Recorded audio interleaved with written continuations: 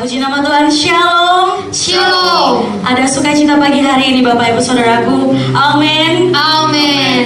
Mari saya undang Bapak Ibu Saudaraku, mari kita bangkit berdiri. Mari kita siapkan hati kita, mari kita berdoa. Tuhan, terima kasih Bapa atas pagi hari ini kami datang kepadamu dengan penuh ucapan syukur. Kami mau meninggikan namamu Tuhan, kami mau memujimu, kami mau menyembahmu lebih lagi. Kami percaya di setiap pujian kami, di setiap penyembahan kami, Engkau hadir, Engkau menjamah setiap kami Bapa. Terima kasih Tuhan, terima kasih Yesus yang siap untuk memuji Tuhan. Sama-sama kita katakan amin. Haleluya. Tuhan adalah kekuatanku dan perisaiku, kepadanya hatiku percaya, aku tertolong. Sebab itu ria-rialah hatiku, dan dengan nyanyianku aku bersyukur kepadamu. Ku nyanyikan syukur.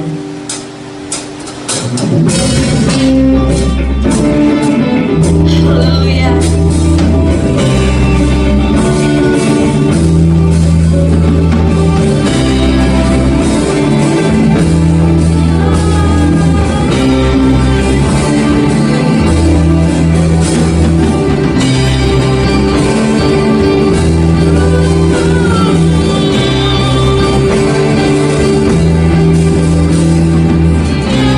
Begitu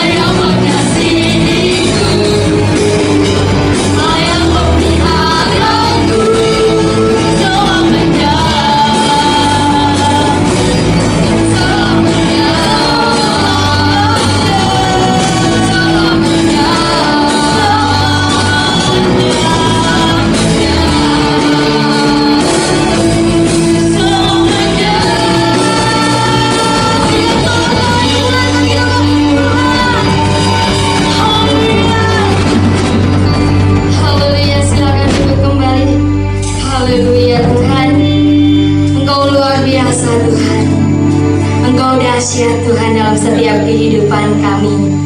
Mari siapkan hati yang terbaik. Mari kita memuji, memuliakan nama Tuhan. Haleluya.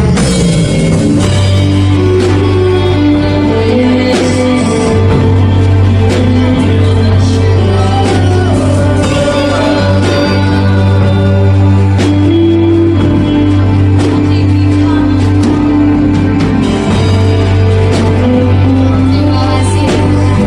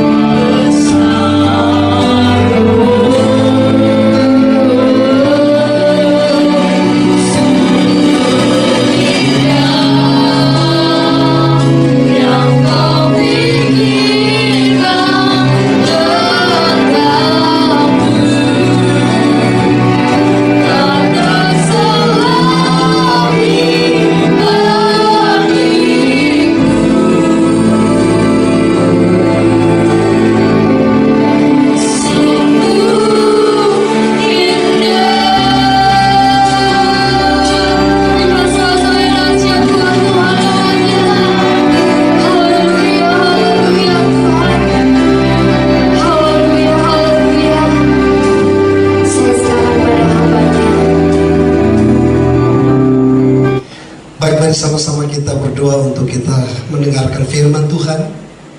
Saya percaya kita akan diberkati pagi ini. Mari kita berdoa. Bapa di sorga, kami bersyukur dan berterima kasih untuk pujian mengatakan bahwa Engkau sahabat kami. Kami terus percaya kepada Engkau walaupun kami ada dalam keadaan yang bergumul dengan proses-proses yang kami harus alami dalam hidup ini.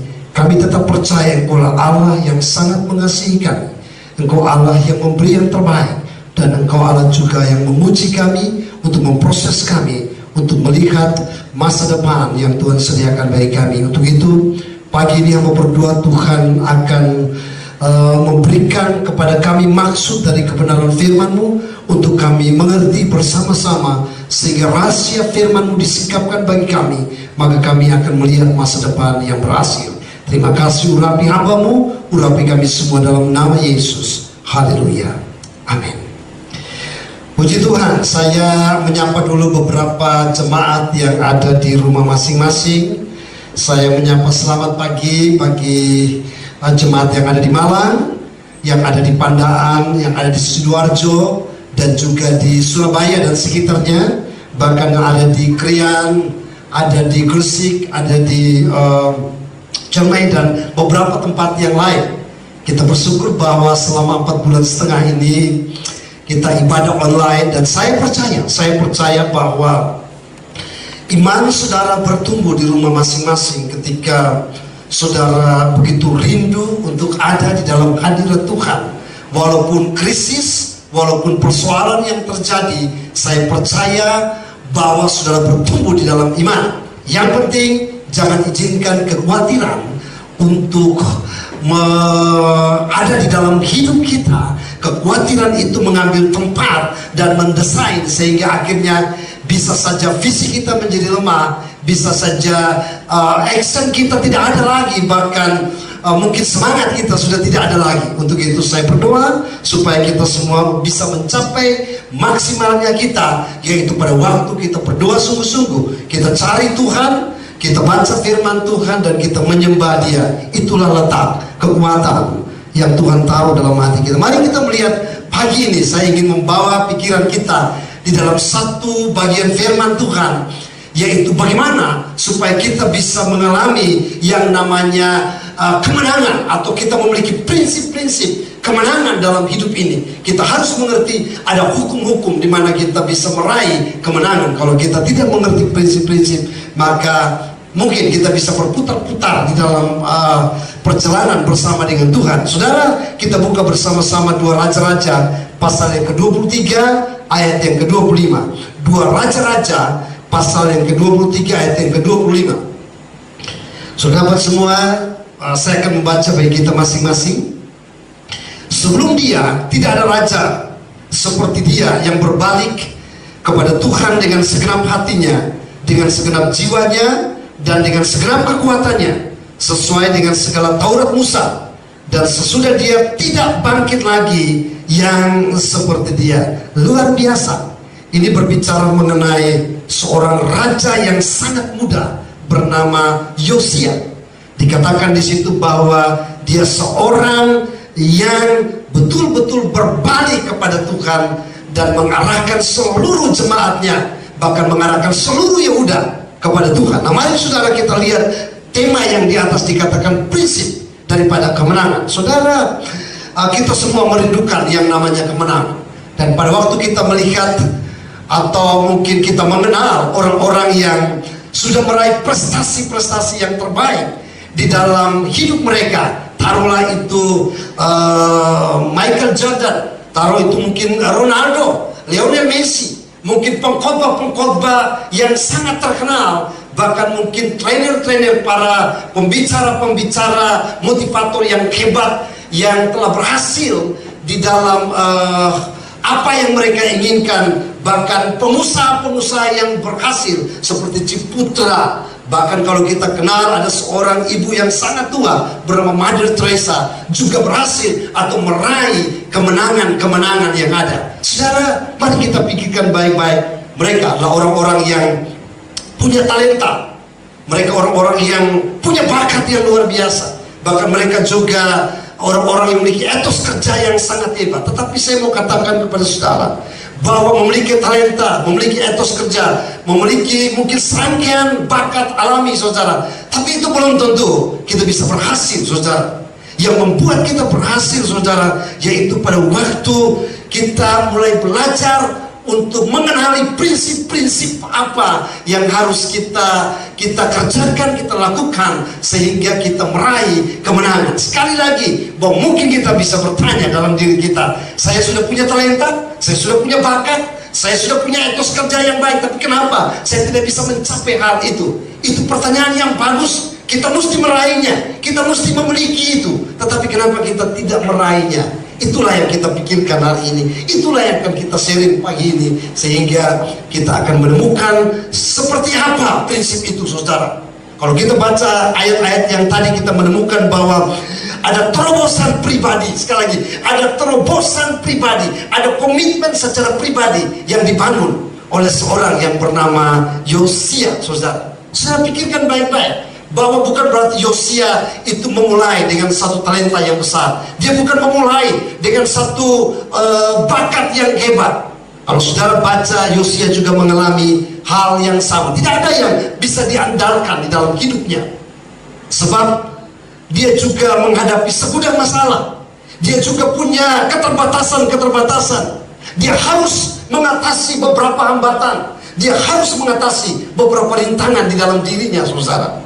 Untuk itu firman Tuhan berkata, kalau kita baca di dalam 1 Tawarikh, bahkan di dalam 2 Raja-Raja, kita menemukan di situ bagaimana Yosia menggantikan ayahnya waktu dia berumur 8 tahun. Itu satu hambatan saudara. Itu satu rintangan. Seorang yang berusia 8 tahun diangkat menjadi raja. Padahal pada zaman itu, atau orang-orang Yahudi baru mengatakan orang dewasa pada umur 13 tahun. Itu berarti dia masih terlalu kecil untuk memegang satu tampuk atau satu tanggung jawab yang sangat besar, luar biasa. Saudara lihat, dia belum memiliki pengaruh apa-apa dan tidak punya pengalaman. Ada hambatan. Kemudian bukan itu saja, dia punya keturunan keluarga yang sangat menyedihkan. Kakeknya yang bernama Manase, seorang raja yang jahat di mata Tuhan, seorang yang kalau didudukan di antara semua raja-raja. Kalau disusun semua raja-raja Yehuda, maka Manase adalah raja yang paling teratas, yang hidupnya bobrok, hidupnya jahat. Itu kakeknya. Kemudian turun kepada anaknya yang bernama saya catat Amon di situ saudara, juga memiliki kehidupan yang sangat bobrok, jahat di mata Tuhan. Dia menjadi raja. Itulah ayah daripada Yosia, dan Yosia harus menerima keturunannya. Artinya yang tidak benar, keturunan yang tidak memberikan satu pengharapan apapun. Saudara lihat, dia juga memiliki segudang masalah. Keturunan yang tidak kudus, karena tidak percaya kepada Tuhan. Bahkan dia membelokkan seluruh rakyatnya untuk menyembah berhala. Bukan itu saja, bahkan tidak ada model atau peran yang positif saudara. Dia tidak mendapatkan satu model kepemimpinan yang harus diikuti. Ini sesuatu yang sangat berat. Untuk itu saudara, kalau dia mengalami hal seperti ini, maka tentu dia punya keterbatasan, dia punya hambatan, dia punya rintangan yang harus dia pecahkan. Itu harus ada keberanian untuk bagaimana dia mesti mengatasi hal-hal itu. Kalau itu datang dari keluarga. Bahkan kalau kita baca di dalam bagian firman, kita menemukan bahwa rakyatnya sendiri, orang-orang Yehuda seluruhnya menyembah kepada berhala. Bayangkan, dia seorang diri yang hidup benar. Saudara, untuk itu kita melihat apa yang menjadi terobosan pribadi, apa yang menjadi komitmen pribadi, sehingga dari situlah dia akan muncul sebagai orang yang dikenal, raja yang dikenal, raja yang kudus, raja yang betul menyembah kepada Allah dengan sungguh-sungguh. Kalau kita baca di dalam 2 Tawarikh pasal 34, 2 Tawarikh pasal 34 ayat yang kedua, dikatakan, ia melakukan apa yang benar di mata Tuhan dan hidup seperti Daud bapa leluhurnya, dan tidak menyimpang ke kanan atau ke kiri. Saudara lihat di sini bahwa betul-betul dia mencari Allah. Dia membuat terobosan yang memungkinkan ia meraih satu kemenangan yang besar. Ada tantangan, ada hambatan, tetapi dia mengambil keputusan untuk membuat satu terobosan, dan dia mengalami kemenangan yang sangat besar. Saudara lihat, dikatakan di sini bahwa dia hidup benar di mata Tuhan, bahkan diletakkan di situ seperti Daud, saudara. Yosia merindukan untuk memenangkan hati Allah. Dia tidak sekedar merindukan saja, tapi dia melakukan itu. Alkitab berkata bahwa dia melakukan yang benar, saudara. Yosia tidak membiarkan, ingat, Yosia tidak membiarkan semuanya itu menghentikan langkahnya. Hasratnya yang begitu kuat, ia mencurahkan segenap hatinya, kekuatannya hanya kepada Allah, saudara.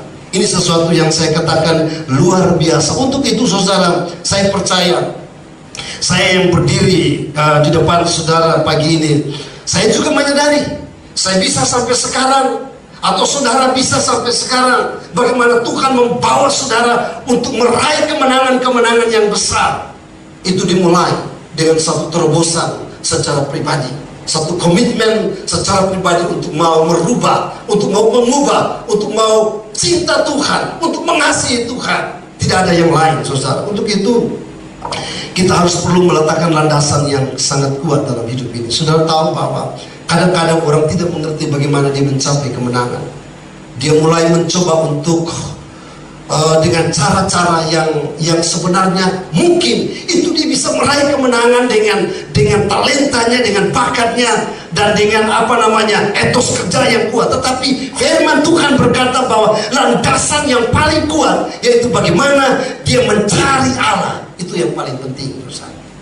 Hal yang paling penting, bagaimana kita bisa meraih kemenangan. Kita harus meletakkan landasan yang kuat untuk kita bisa mencari Allah. Bagaimana kita bisa membangun itu? Kita harus mengalahkan diri kita. Kita harus memulai dari diri kita sendiri. Sebab ada ego, ada kekuatan di dalam diri kita yang kemungkinan kita bisa kalah dengan masa lalu. Kita bisa kalah dengan hambatan-hambatan yang ada. Tetapi pada waktu kita bisa mengatasi diri kita sendiri dan kita memulai dengan satu terobosan baru, maka saya percaya ada kemenangan yang dahsyat. Nah, ada satu ayat yang sangat penting untuk kita, bagaimana kita bisa mencapai kemenangan, saudara. Bagaimana kita bisa mencapai kemenangan dalam hidup ini. Dalam 1 Korintus pasal 9 ayat 24 sampai 27, Paulus memberitahukan kepada kita bahwa inilah kunci kemenangan. Bagaimana kita bisa mencapai dan meraih kemenangan? Paulus beritahukan rahasianya. Dikatakan dalam 1 Korintus pasal 9 ayat 24 sampai 27, dikatakan, tidak tahukah kamu bahwa dalam gelanggang pertandingan semua peserta turut berlari, tetapi bahwa hanya satu orang saja yang mendapat hadiah. Karena itu larilah begitu rupa sehingga kamu memperolehnya. Tiap-tiap orang yang turut mengambil bagian dalam pertandingan menguasai dirinya dalam segala hal. Mereka berbuat demikian untuk memperoleh suatu mahkota yang fana, tetapi kita untuk memperoleh suatu mahkota yang abadi.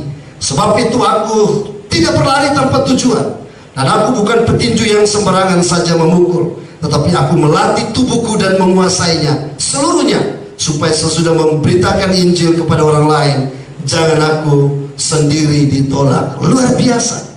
Paulus membeberkan bahwa ini fokus yang penting bagi seorang yang ingin mencapai kemenangan atau meraih kemenangan. Dikatakan di situ bahwa fokusnya bukan piala, fokusnya bukan sesuatu yang terlihat, fokusnya bukan kemenangan itu, tetapi dikatakan bagaimana cara kita berlatih, kemudian bagaimana cara kita berlari, bukan pialanya. Haleluya, amin. Bukan kemenangannya. Bukan persoalan mungkin piala yang kita lihat, saudara. Itu kasat mata. Tetapi yang paling penting, bagaimana kita bisa memahami, fokus kepada bagaimana cara kita berlari, bagaimana cara kita bertanding. Pada waktu kita mencoba untuk memfokuskan itu, maka kita sementara sementara mengurus batin kita yang paling dalam. Katakan amin. Jadi sebenarnya kemenangan itu terjadi apabila kita memulai dengan mengurus sesuatu yang di dalam diri kita. Itu gak gampang untuk kita bisa mengalahkannya. Batin sangat penting di dalam setiap. Kalau kita bisa memenangkan batin itu, kita bisa memenangkan pergumulan yang ada di dalam itu, maka kita akan bisa meraih kemenangan. Untuk itu di dalam ayat ini kita kembali kepada cerita mengenai Yosia. Dikatakan di situ bahwa Yosia memberikan teladan bagaimana dia bisa menaklukkan dirinya sendiri. Yang pertama saudara, bagaimana untuk kita mencapai kemenangan. Yosia tetap terbuka dan bisa diajak. Haleluya. Saudara, hal yang pertama untuk kita bisa mencapai kemenangan, Yosia mengajarkan kepada kita harus terbuka untuk bisa diajak. Saudara sudah terbuka dan kemudian bisa diajak. Saya memperhatikan saudara, memperhatikannya para pemimpin-pemimpin yang hebat di dalam dunia ini, pemilik-pemilik perusahaan, bahkan saya katakan tadi orang-orang yang mungkin sudah menjadi pemenang di dalam setiap keahliannya. Tidak mungkin orang-orang tersebut berdiam diri dan kemudian menjadi orang-orang yang sombong dan angkuh dan kemudian menutup telinga untuk tidak lagi belajar daripada yang lain. Seorang pemenang yaitu orang yang mau diajar, orang yang bisa untuk diajar, seorang yang bersedia belajar dan terbuka terhadap perubahan. Dia sementara memposisikan dirinya untuk memenangkan satu pertempuran, saudara. Ketika dia terbuka, ketika dia mau belajar, dia sementara mendudukkan dirinya untuk meraih kemenangan itu. Tinggal selangkah saja ia meraih, atau mungkin dia akan mempertahankan itu ketika dia membuka telinganya untuk bisa diajar. Saudara, ini hal yang penting sehingga Yosua menunjukkan bahwa bagaimana ia mendengarkannya. Ia menjauhkan diri daripada apa yang telah dilakukan oleh kakek dan ayahnya. Dia tidak mau lagi untuk hidup di dalam dosa. Dia tidak mau lagi membawa satu momentum yang gak bagus, saudara. Dia keluar dari situ. Dan dia mau diajar. Saudara lihat, dia akhirnya menang di dalam pergumulan batinnya. Walaupun usia masih muda, tapi terobosan secara pribadi, terobosan untuk memenangkan bagian yang paling dalam itu, dia telah mencapainya. Hal yang pertama untuk kita bisa mencapai kemenangan, kita harus tetap terbuka dan bisa diajar. Saya pribadi masih tetap terbuka. Terbuka bukan dengan orang-orang yang di atas, tapi yang sama dengan saya, bahkan di bawah saya. Kalau andai kata itu ada kritikan, ada masukan, ada evaluasi, kita belajar untuk menerima. Saya berdoa untuk saudara dan juga anak-anak saudara, suami istri, supaya kita belajar untuk mulai terbuka satu dengan yang lain. Tidak merasa kita orang yang paling penting sehingga orang lain kita tidak mendengarnya. Ada pelajaran-pelajaran yang sangat berkah. Yang kedua saudara, yang kedua bagaimana kita memenangkan, mencapai kemenangan yang luar biasa. Dikatakan yang kedua, Yosia singkirkan hambatan-hambatan dari masa lalu. Dia menyingkirkan semua hambatan yang terbawa dari masa yang lalu. Saya waktu baca bagian ini saudara, saya menemukan bahwa semua kita, siapapun, saudara yang sementara duduk di situ, yang memperhatikan, kita semua, kita punya beban-beban masa lalu. Dan beban-beban masa lalu itu kadang-kadang kalau kita tidak bisa atasi dengan begitu baik, maka masa lalu itu terus menggerogoti kita. Dan masa lalu itu akan membawa kepada kejatuhan demi kejatuhan. Semua kita punya masa lalu. Ada yang dikecewakan, ada yang mungkin dihina, ada yang mungkin disalah mengerti, ada yang ditinggalkan, ada orang yang mungkin dilecehkan, saudara. Kita semua punya masa lalu dalam hidup ini. Mungkin sudah tidak diampuni. Semua kita punya masa lalu dalam hidup ini. Tetapi saudara, tidak boleh bawa untuk masa depan kita. Kita harus tanggalkan itu. Yosia dikatakan di sini, dia bertempur dengan masa lalu. Ada penyembahan berhala yang terjadi. Dia harus memutuskan untuk bagaimana dia menghancurkan setiap penyembahan berhala, saudara. Suatu yang menarik, luar biasa, saudara. Dikatakan di situ bahwa dia membutuhkan satu keberanian yang luar biasa untuk bisa menghancurkan semua masa lalu. Di usia yang ke-20, bayangkan usia yang ke-20, dia menghancurkan semua penyembahan berhala yang sudah menjadi tradisi 300-an tahun. Bayangkan, umur 20, tapi tradisi 300-an tahun, dia menghancurkan semuanya. Saudara, saya berdoa untuk saudara hari ini. Kalau saudara sementara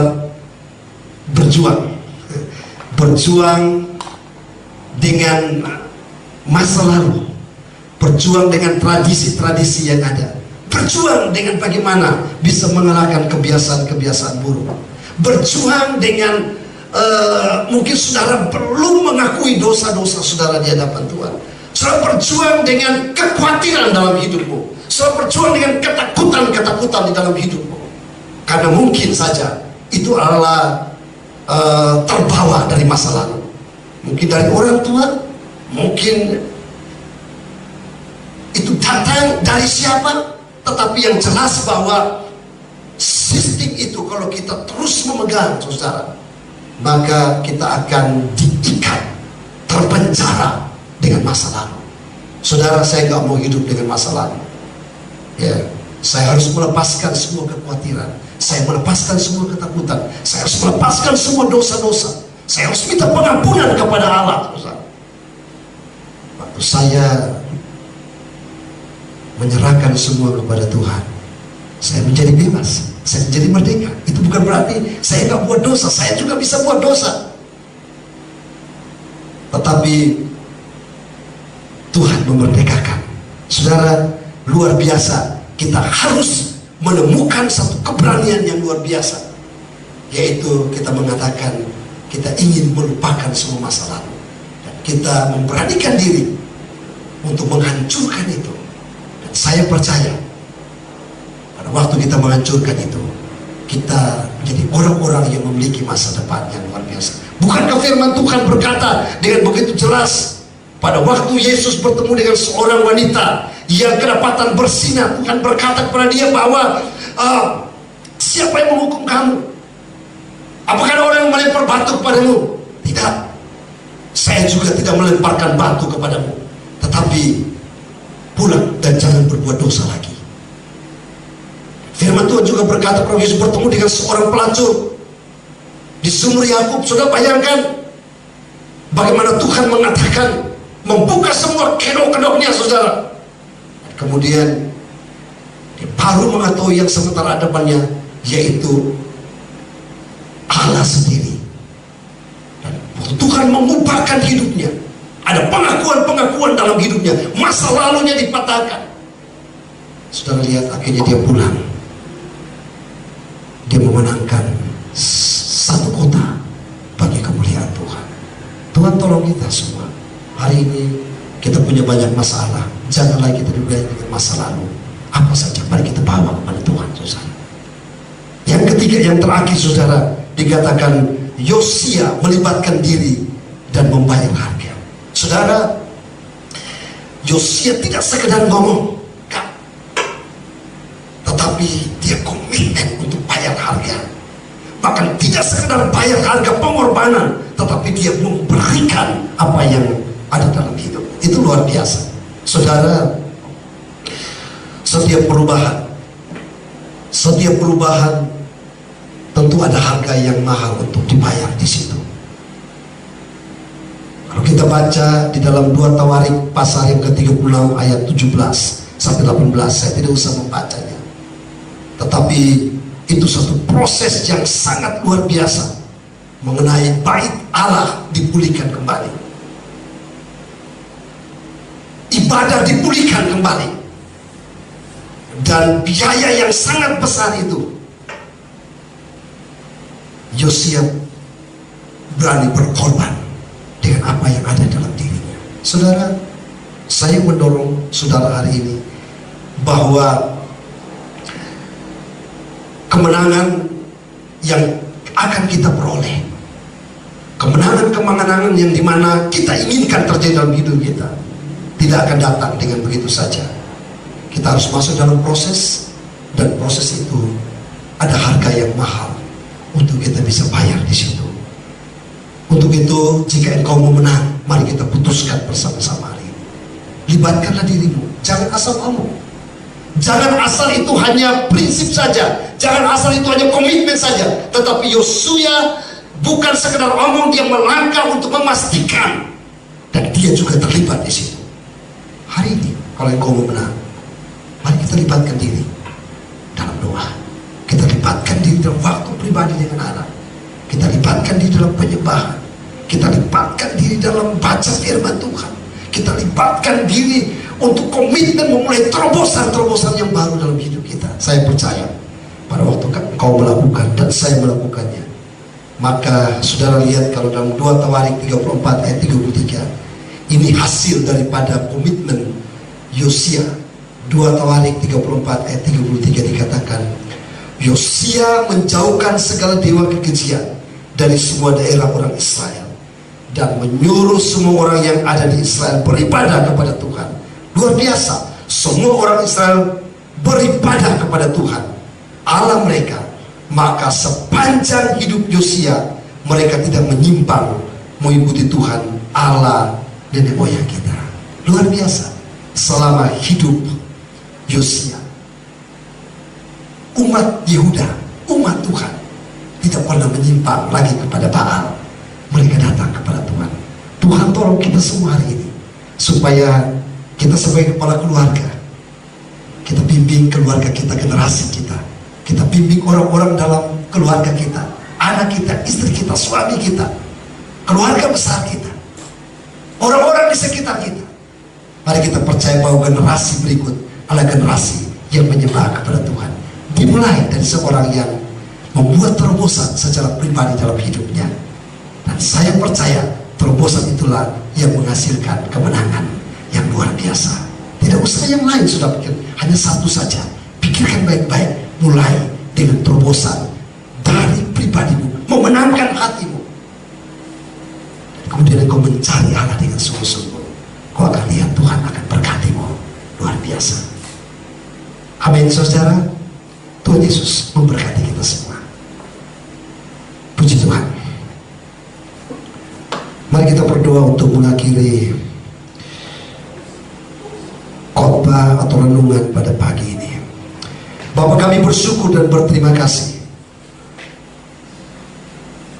Pagi ini kami menyadari bahwa kami membutuhkan kemenangan-kemenangan dalam hidup kami.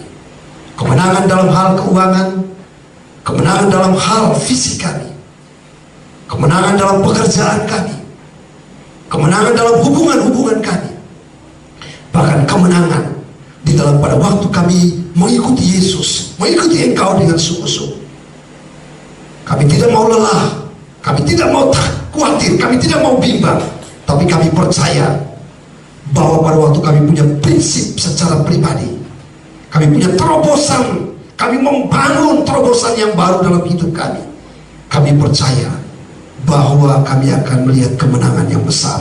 Hamba-Mu berdoa untuk kami semua, mulai hari ini Engkau tanamkan prinsip-prinsip kemenangan dalam hidupmu, yaitu mencari Allah dengan sungguh-sungguh. Maka engkau, keluargamu, generasimu, turun-temurun akan menjadi orang-orang yang sungguh-sungguh dengan Tuhan, yang percaya kepada Tuhan, dan mereka orang-orang yang meraih kemenangan-kemenangan dalam bidang mereka masing-masing. Terima kasih Bapa di sorga, materikan firman ini bagi kami semua, dalam nama Yesus. Haleluya. Mari bersama saya katakan amin. Tuhan berkati. Haleluya. Mari kita siapkan persembahan kita. Sebelum kita memberikan persembahan, mari kita berdoa. Bapa, kami mengucap syukur Tuhan untuk kebenaran firman-Mu yang begitu memberkati kehidupan kami. Tiba saatnya juga Tuhan kami akan memberikan persembahan. Biarlah persembahan ini adalah pemberian yang terbaik yang kami berikan untuk kemuliaan-Mu Bapa. Semua yang siap untuk memberi, mari bersama saya katakan amin. Selamat memberi, Tuhan Yesus memberkati.